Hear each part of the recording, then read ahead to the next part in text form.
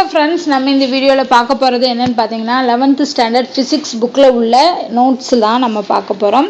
So ஃபிசிக்ஸில் lesson 5 வந்து பார்க்க போகிறோம். ஃபஸ்ட்டு வால்யூமில் முதல் 5 லெசன் தான் இருக்குது. ஸோ இந்த வீடியோவோட உங்களுக்கு ஃபிசிக்ஸோட ஃபஸ்ட்டு வால்யூம் வந்து கம்ப்ளீட் ஆயிரும். அடுத்து செகண்ட் வால்யூமில் ஒரு 5 6 பாடம் இருக்குது. மொத்தம் டோட்டலாக வந்து 11 பாடங்கள் இருக்குது. அதை நம்ம அடுத்தடுத்த வீடியோவில் பார்க்கலாம். ஸோ இதில் என்னன்னு பார்த்தோன்னா 5th லெசனில் துகள்களால் ஆன அமைப்பு மற்றும் திண்ம பொருட்களின் இயக்கம் அப்படிங்கிறதான் இந்த பாடம். ஸோ இதில் என்ன இருக்குது அப்படிங்கிறத பார்க்கலாம்.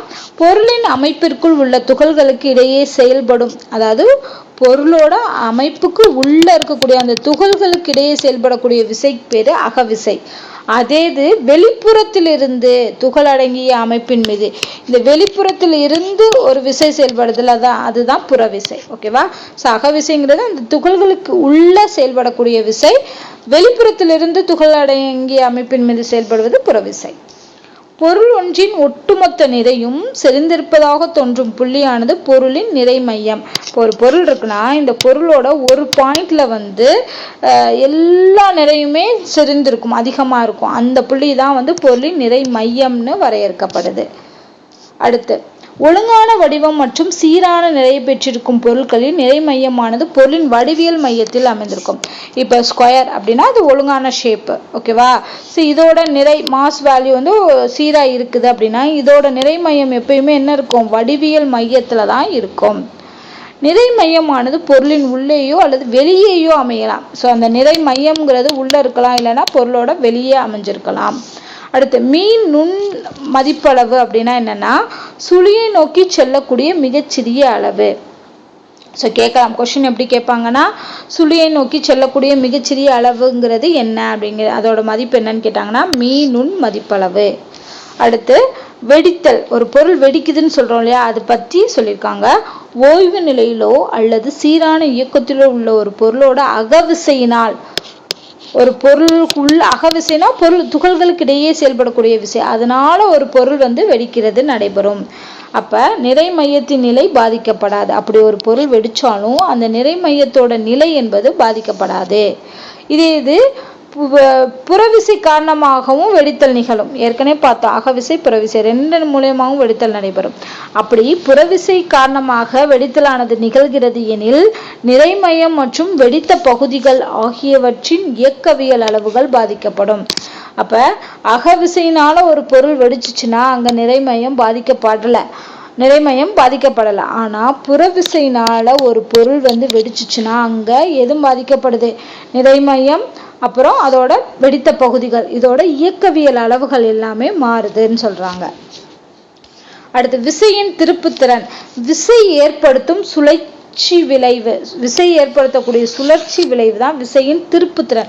ஏன்னா அந்த ஃபோர்ஸை திருப்புறதுக்கு ஒன்று வேணும் இல்லையா, அதுதான் விசையின் திருப்புத்திறன். இதை திருப்பு விசை அப்படின்னு சொல்றாங்க. அடுத்து, ஒரு புள்ளி அல்லது அச்சை பொறுத்து பொருளின் மீது செயல்படுத்தப்படும் புறவிசையோட திருப்புத்திறன் வந்து திருப்பு விசை என வரையறுக்கப்படுகிறது.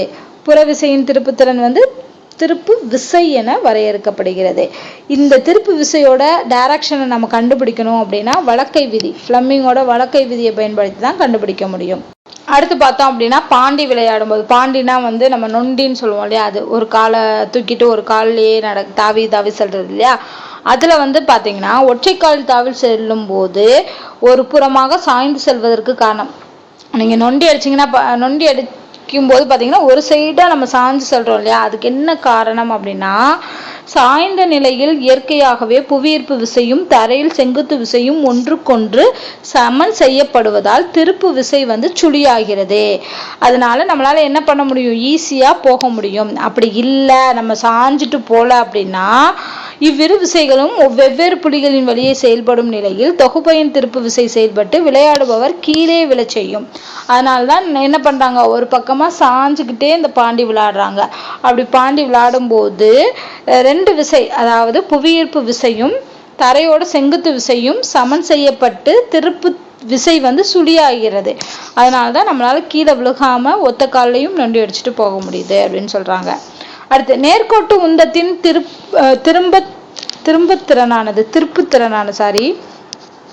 திருப்புத்திறனானது புள்ளி நிறையின் கோண உந்தம் என வரையறுக்கப்படுகிறது. நேர்கோட்டு உந்தத்தோட திருப்புத்திறன் வந்து புள்ளி நிறையின் கோண உந்தம் என வரையறுக்கப்படுகிறது.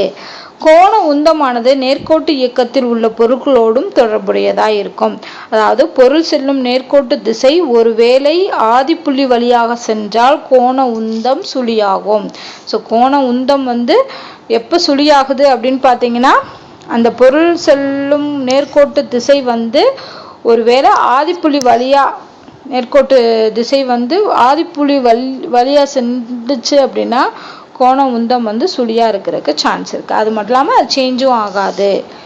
கோண உந்த மாறா விதி, கன்சர்வேஷன் ஆஃப் ஆங்குலர் மொமெண்டம் அப்படின்னு சொல்லக்கூடிய விதி. புறத்திருப்பு விசையானது திண்ம பொருட்களின் மீது செயல்படும் போது கோண உந்த மாறுபாட்டை ஏற்படுத்தும். இதுதான் வந்து கோண உந்த மாறா விதின்னு சொல்றாங்க. புறத்திருப்பு திசையானது திண்ம பொருட்களின் மீது செயல்படும் போது கோண உந்த மாறுபாட்டை ஏற்படுத்தும்.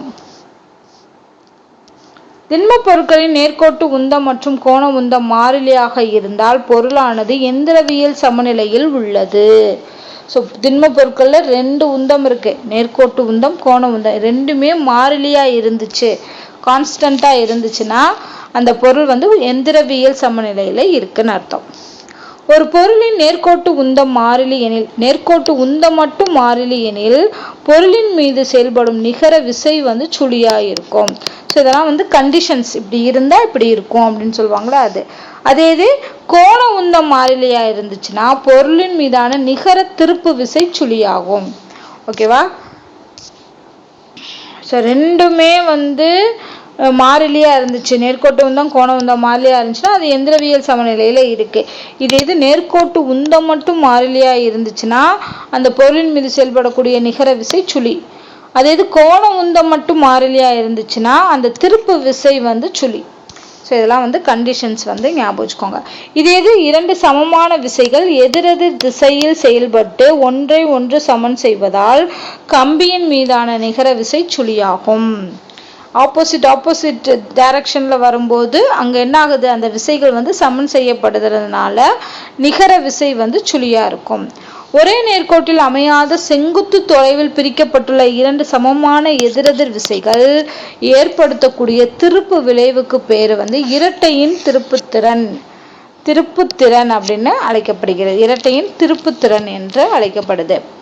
அடுத்து, இரு விசைகள் ஒத்த விசைகளாக இல்லாமல் எதிரெதிர் திசையில் இல்லாமலும் இருப்பின், ரெண்டுமே ஒத்த விசையும் இல்லை எதிரெதிராகவும் இல்லை அப்படின்னா அங்க 2 சுழற்சி இருக்கும், 2 இயக்கம் இருக்கும். ஒன்று வந்து நேர்கோட்டு இயக்கம், இன்னொன்று சுழற்சி இயக்கம்.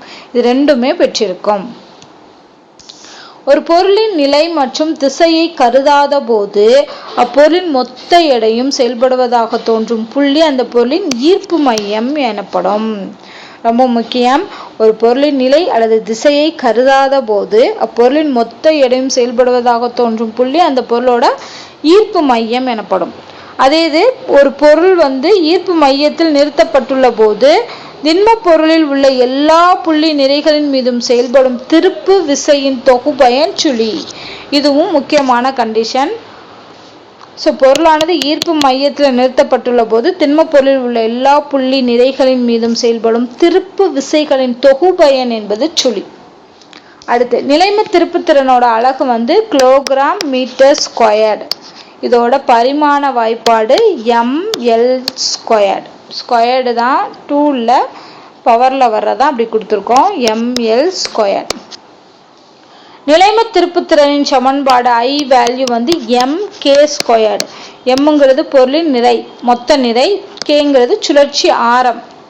ஸோ இதோட mk ஸ்கொயர்டு என்பது தான் வந்து நிலைம திருப்புத்திறனின் சமன்பாடு. அடுத்து, ஒரு பொருளின் சுழற்சி ஆரம், இங்க பார்த்தோம் இல்லையா, சுழற்சி ஆரம் என்பது சுழலும் அச்சில் இருந்து சமமான புள்ளி நிறைத்துகளின் செங்குத்து தொலைவு ஆகும். இந்த சமமான புள்ளி நிறையானது பொருளின் ஒத்த நிறையையும் நிலைம திருப்புத்திறனையும் அவசியம் பெற்றிருக்க வேண்டும். சுழற்சி ஆரம் அப்படிங்கிறதுக்கான டெஃபினிஷன் கொடுத்துருக்காங்க. அடுத்து, இந்த சுழற்சி ஆரத்தோட அலகு வந்து மீட்டர் தான், வெறும் மீட்டர் தான், பரிமாணம் வந்து எல் மட்டும்தான். அடுத்து நிலைம திருப்புத்திறனை காண்பதற்கான இரு முக்கிய தேற்றங்கள், 2 தேற்றங்கள் இருக்கு. ஒன்று வந்து இணை அச்சு தேற்றம், இன்னொன்று வந்து செங்குத்து அச்சு தேற்றம். இந்த ரெண்டுமே வந்து நிலைம திருப்புத்திறனை கண்டுபிடிக்கிறதுக்கான தேற்றங்கள். நிலைம திருப்புத்திறனோட மதிப்பு எந்த அச்சு பொறுத்து சுழற்றும் போது சிரமமாக உள்ளதோ அந்த அச்சை பொறுத்து சுழற்றுவது எளிமையானது. ஓகேவா? ஸோ எந்த 2 அச்சு இருந்துச்சு அப்படின்னா எந்த அச்சை பொறுத்து நம்ம சுழற்றும் போது அதோட மதிப்பு, நிலைம திருப்புத்திறனோட மதிப்பு கம்மியா இருக்கோ அந்த அச்சை சுழற்றுவது தான் ஈஸி அப்படின்னு சொல்றாங்க. அடுத்து வெளிப்புற திருப்பு விசை செயல்படாத வரை சுழலும் திண்ம பொருளின் மொத்த கோண உந்தம் மாறாது. இதுதான் கோண உந்த மாறா விதி. இது ரொம்ப முக்கியமான விதி. இந்த கோண உந்த மாறா விதிக்கு எக்ஸாம்பிள் என்னன்னு பார்த்தீங்கன்னா, ஐஸ் நடன கலைஞர் இந்த ஐஸ்ல ஸ்கேட்டிங் பண்ணுவாங்க, டான்ஸ் ஆடுவாங்க. ஐஸ் ஸ்கேட்டிங்ல டான்ஸ் ஆடுவாங்க இல்லையா? அப்படி விளையாடும் போது அவங்க வந்து தன்னைத்தானே சுழற்சி செய்யும் போது அவங்க கையை வெளிப்புறமா நீட்டிக்கிடுவாங்க.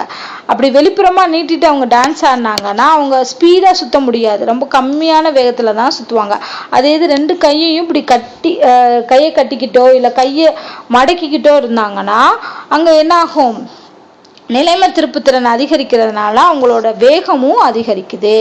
ஓகேவா? சுழலும் வேகம் வந்து கைகளை உடலை நோக்கி உட்புறமாக மடக்கும் போது நிலைம திருப்புத்திறன் குறைவதால் சுழலும் வேகம் அதிகரிக்கிறது. ஸோ இந்த ஐஸ் நடன கலைஞர்களோட சுழற்சி விளையாட்டுங்கிறது கோண உந்த மாறா விதிக்கு எடுத்துக்காட்டு. அடுத்து நீச்சல் குளத்துல உயரத்துல இருந்து டைவ் அடிக்கிறாங்கன்னு வைங்களேன். டைவ் அடிக்கும் போது அவங்க என்ன பண்ணுவாங்க? இப்படி உடம்ப வந்து வளைச்சு உட்புறமா சுருக்கி அப்புறம் தான் உள்ள குதிப்பாங்க. அப்படி சுருக்கிறதுனால என்ன ஆகுதுன்னா நிலைம திருப்புத்திறனை வந்து அவங்க குறைக்கிறாங்க. அப்ப சுழற்சி வேகத்தை அதிகரிக்கிறதுனால அவங்க காற்றுல பல குட்டி கரணங்களை அடிச்சுட்டு போய் விழுவாங்க. ஸோ அவங்க மேல இருந்து டைவ் அடிச்சு கீழே விழுகும்போது அப்படி சுழன்று குட்டி கரணம் அடிச்சுட்டு தான் விழ முடியும். அதுக்கு காரணம் வந்து உடம்ப குறுக்குறதுனால நிலைம திருப்புத்திறனை குறைக்கிறாங்க, சுழற்சி வேகத்தை அதிகரிக்கிறாங்க. அடுத்து திறன் என்பது ஓரளவு நேரத்தில் செய்யப்பட்ட வேலை தான் திறன். இந்த செய்யப்பட்ட வேலையை வேலை செய்யப்பட்ட சிறிய நேரத்தால் வகுக்க கெடுப்பது உடனடி திறன். ஸோ திறன்னா ஓரளவு நேரத்தில் செய்யப்பட்ட வேலை, அப்படி செய்யப்பட்ட வேலையை அந்த நேரத்தால வகுக்க கிடைப்பது உடனடி திறன். உருளும் இயக்கத்திற்கு எடுத்துக்காட்டு வட்ட வடிவ பொருட்களால் ஆன வளையம், வட்டத்தட்டு, கோலம் இது எல்லாத்தோட இயக்கமும் உருளும் இயக்கத்திற்கு எடுத்துக்காட்டு. இந்த வட்டத்தட்டோட விளிம்புல உள்ள புள்ளி மேற்கொள்ளும் பாதைக்கு வந்து சைக்ளாய்டு என்று பெயர். வட்டத்தட்டின் விளிம்பில் உள்ள ஒரு புள்ளி மேற்கொள்ளும் பாதைக்கு பேரு சைக்ளாய்டு. கோள வடிவ பொருட்கள் இயங்கும் பொழுது எந்த வகை கிடைப்பரப்பிலும் உராய்வு கோண சுழியை விட அதிகமாக உள்ள போது உருள ஆரம்பிக்கும். ஸோ ஒரு பொருள் உருளுது அப்படின்னா என்னன்னா அந்த உராய்வு கோணம் இருக்கு இல்லையா? எந்த ஒரு கிடைப்பரப்புலையும் ஒரு பொருள் உருளுதுன்னா அந்த உராய்வு கோணம் வந்து சுழியை விட அதிகமா இருந்தா மட்டும்தான் அங்க உருள முடியும் பொருளால அப்படின்னு சொல்றாங்க. கொடுக்கப்பட்ட ஒரு சாய்தளத்தில் மிக குறைந்த சுழற்சி ஆரம் கொண்ட உருளும் பொருள் முதலாவதாக வந்தடையும். இப்போ 2 பொருளை நம்ம ஒரு ஸ்லாண்டிங்கான இடத்துல விடுறோம் அப்படின்னா அதுல எந்த பொருள் ஃபர்ஸ்ட் வந்து சேரும்னா சுழற்சி ஆரம் குறைந்த பொருள் மட்டும்தான் ஃபர்ஸ்ட் வந்தடையும். துகள்களுக்கிடையேயான தொலைவு மாறாமல் இருந்தால் அது திண்ம பொருள் என்று கருதப்படுகிறது. தொலைவு வந்து சேஞ்சே ஆகலை, அந்த துகள்களுக்கு இடையான தொலைவு டிஸ்டன்ஸ் வந்து சேஞ்ச் ஆகலைன்னா அது திண்ம பொருள். அடுத்து வந்து ஒழுங்கற்றம் அல்லது நீட்டிக்கப்பட்ட பொருட்களின் ஈர்ப்பு மையமானது ஈர்ப்பியல் திருப்பு விசையின் மதிப்பு சுழியாகும் புள்ளியில் மட்டும்தான் அமையும். பொருளின் மீது செயல்படும் புறத்திருப்பு விசை சுழி எனில் சுழலும் அச்சை பொறுத்த கோண உந்தம் வந்து மாறிலியாக இருக்கும். உருளுதல் என்பது இடம்பெயர்வு மற்றும் சுழற்சி, இது 2ம் சேர்ந்த இயக்கம்தான் உருளுதல். சறுக்குதலின் போது சுழற்சி இயக்கத்தை விட இடம்பெயர்வு இயக்கம் அதிகமா இருக்கும். ஒரு பொருள் நம்ம சறுக்குறோம்னு வைங்களேன், அது வந்து சுழற்சி இயக்கத்தை விட இடம்பெயர்வு இயக்கம் அதிகமா இருக்குது. அதே இது நழுவுதல்ல இடம்பெயர்வு இயக்கத்தை விட சுழற்சி இயக்கம் அதிகமா இருக்குது. துகள்களால் ஆன அமைப்பின் நிறைமையம் துகளின் மீது செயல்படும் விசையை சார்ந்திருக்கும். நிறைமையம் எப்பயுமே விசையை சார்ந்திருக்கும். இரட்டை உருவாக்குவது சுழற்சி இயக்கம். உருளை வடிவ கலனில் பாதியாக நீர் நிரப்பப்பட்டு மூடி வைக்கப்பட்டுள்ளது. உருளை வடிவ கலன்ல ஒரு ட்ரம் எடுத்துக்கிறோம், அதுல வந்து பாதியா வந்து நீரை நிரப்பி அதை மூடி வச்சிருக்காங்க. கலனிற்கு செங்குத்து இருசம வெட்டியின் வழி செல்லும் அச்சை பற்றி கிடைத்தளத்தில் சுழலும் போது அதன் நிலைம திருப்புத்திறன் அதிகரிக்கும். திண்ம பொருள் ஒன்று கோண உந்தம் L-உடன் சுழல்கிறது. இதன் இயக்க ஆற்றல் பாதியானால் கோண உந்தத்தோட மதிப்பு L/√² இருக்கும். ஸோ இதெல்லாம் வந்து புக் பேக் கொஸ்டின் நினைக்கிறேன். இந்த பின்னாடி வர்றதெல்லாமே. துகள் ஒன்று சீரான வட்ட இயக்கத்திற்கு உட்படுகிறது. கோண உந்தம் வட்டத்தின் மையத்தை பொறுத்து மாறாது.